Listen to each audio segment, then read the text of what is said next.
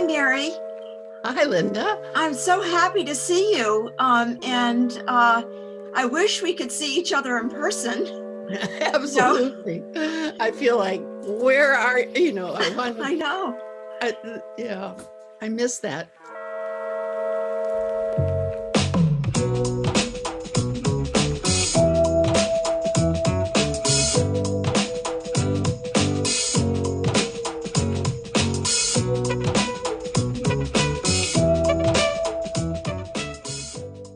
But I'm really looking forward to this conversation about your art journey.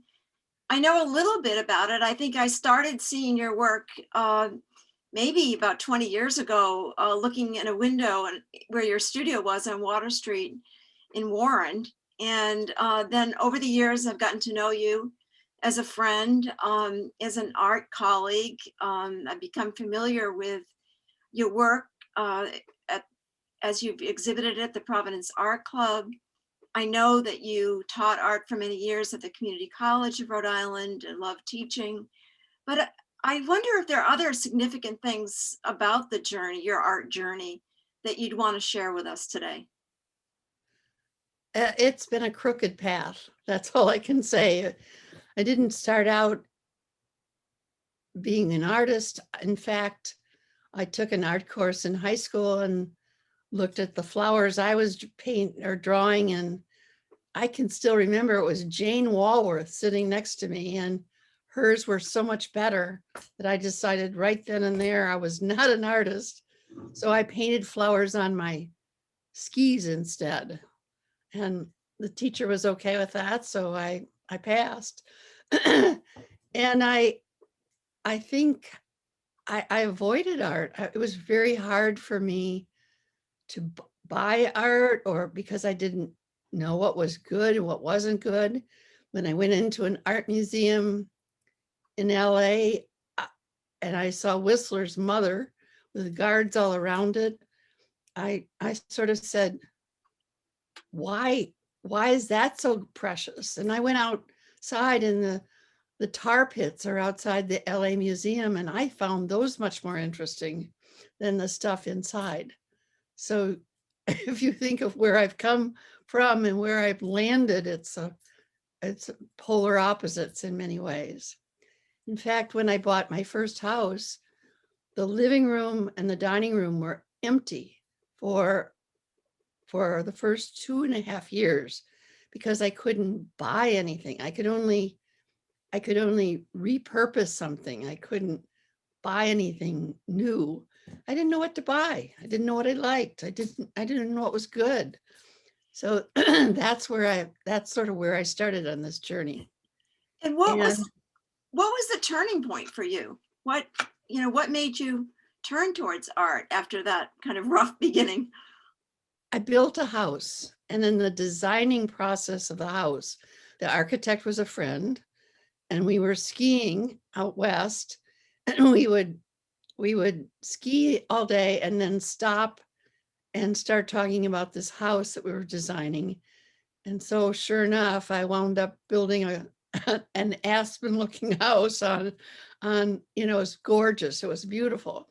But the process of visualizing something and then having it evolve and develop and become real was just amazing to me. So that was my first start. And then when we got it built, I had nothing on the walls. I didn't know what to hang on the walls. I mean, I didn't want to buy art. And what I could have done is go to the library and rent a picture. They had art you could check out for 30 days and put it on your wall and then take it back, get some other piece. So I thought of that for a while. No, this is the 70s. And what I really wanted to do was a weaving. I wanted to do, but I didn't know how to weave. But I figured that's something you don't have to be an artist to do. Just learn how to do it. So I signed up for a weaving course at the University of Wisconsin.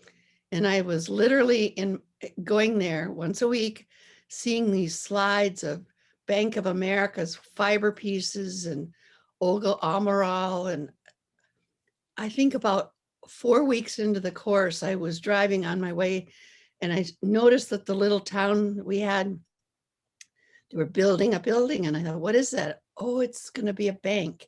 This is a town that had 2 bars, 2 beauty shops, and a general store. And now they were going to make a real bank, and it was going to be a building and not just a trailer. So I knew the architect that was going to be on that. I approached him and said, what if I do a weaving for your bank? But I won't do the weaving. I'll get all the children in the community in this little town to do the weaving. And he took it to the bank president. I got the go ahead and I got money for the project. And that was my start. I got all these kids to do this weaving and it went up and it was fabulous. And so then the bank president approached me about a year and a half later and said, would you do another wall hanging for the home office? And by then I was crocheting rag jackets and selling them in wearable art galleries. And because you don't have to be an artist to do these things, that's what I was thinking. And I went in to tell him that I wasn't weaving anymore. And he showed me this wall that he had in mind. And it was enormous. It was at least 15, maybe 20 feet wide and 20 feet high, maybe 30. Anyway, it was the most prominent wall when you walked in the bank. And I thought to myself, if I pass this up, I'm never going to get this chance again. So I talked him into a crocheted rag hanging and he bought it. And I got all the elderly in the community who had worked in towns, in buildings in the downtown to crochet their building. And I designed it so it was a view as you came across the river and you see the buildings of the town. And it was so good that I went back to the bank president and said, you know, it shouldn't just be pasted on the wall. It should be sewn onto a background. And how about if we get all the Hmongs who have just moved here and don't speak English? And how about if we get them to come in and do the handwork for this? He agreed. So now I have all kinds of Hmongs coming in, and they won't work with old rags because that is against their religion or their belief system. But fortunately, these were all new pieces of fabric. So they were most happy to just work with those. And by the time that went up, that was 150 square feet. By the time that went up, there were 4 TV stations there to pay attention to the opening. And that's wonderful. And it seems as though you've been involved community and in your beginnings, and that seemed, and then I'm thinking about your long teaching career as well, and wondering, so what is it about working with other people, inspiring other artists and craftspeople that influenced your own work and maybe provided some momentum for you as an artist? What I learned in those process is that every hand has a voice. And initially in the weaving, I mean, children would just come and put the yarn wherever they wanted. And then I made a little system where they would pull yellow, yellow, yellow, yellow going this way, and then red, red, red going that way. And they would work in teams. And one would put the yarn in, and the other one would take a fork and beat it down. So it didn't matter. It didn't matter what yarn they put and where. I chose all the yarns and just put them on the floor. And it didn't matter because it was their eye and their hands and the size of the yarn and where they put it. It just worked. And it showed me that everyone has their own voice. And the same thing with the crocheting project. Some were more skilled than others. Some had a finer sense of color working together, and others were more primitive. But the collection of both of them was what created the beauty. So it gave me permission that anybody can do this. Everybody, it's your voice, and every voice is good, whether it's high or low or primitive or refined, it doesn't matter. So then my life changed, and I suddenly had to take my work seriously and decide what I wanted to do in life. And really what I wanted to do was continue this kind of work. So I didn't have any training, and I had to make a decision to leave everything I knew and go to school. So I looked at all kinds of options, and the one that made the most sense was to study graphic design, because there would be career opportunities and I would be able to support myself. And so I looked at all different schools, and I looked at Yale, I looked in New York, I looked at Syracuse, I looked all kinds of things. And then I decided I could handle Rhode Island. The town was sort of small. I didn't even get off the train in New Haven. And I interviewed all these schools, but I didn't even go to Yale. I knew I couldn't handle, after being in New York for 3 days, looking at 3 different schools, I knew I couldn't handle it. So Rhode Island, I thought I could do. So I applied to RISD, and I got in the middle of the year and started. But before I came to RISD, I did one final project for the state of Wisconsin. I applied for and got a grant to go into the women's prison. And in the women's prison, I was given a wall, the big wall. It was 30 feet, and it was their community room, and it was set up and painted in yellow, bricks, not bricks, the cement blocks. But the only windows in the room were these little tiny windows that went around at the top, obviously, so you can't run away. And I thought, the money that they're giving me, I'm going to be doing a postage stamp for this wall. But I knew that I was headed to Rhode Island, and I had all this fabric left over from selling these wearable art jackets. So I said, we're going to do this project. And the inmates are sitting there like this. I've got about 30 that have come to the meeting, and they're just not interested. And then finally, one woman said, if we do this project, will you give us the recipe for these jackets? And I just loved the idea that fancy women in the West, in Aspen and Chicago, would be wearing the same clothes as the inmates.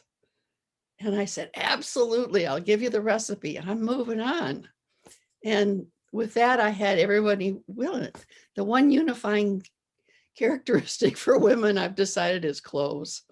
And they all pitched in, they were all interested in. But then it was like, okay, what are we going to do? And one person said, well, how about a rainbow? And somebody else said, how about a sunrise? And it just fell. And all of a sudden, I said, you see those windows? What is the one thing you all have in common here? You want out, right? Okay, everybody's crocheting their own ladder, heading for the windows. And that's what they did. Oh, wonderful. So, and it was a huge success. So that's great. And, I feel like we're just beginning to learn about your journey. Yeah. But then I'm seeing you sitting in the studio filled with all kinds of art that you've created in the last few years, right?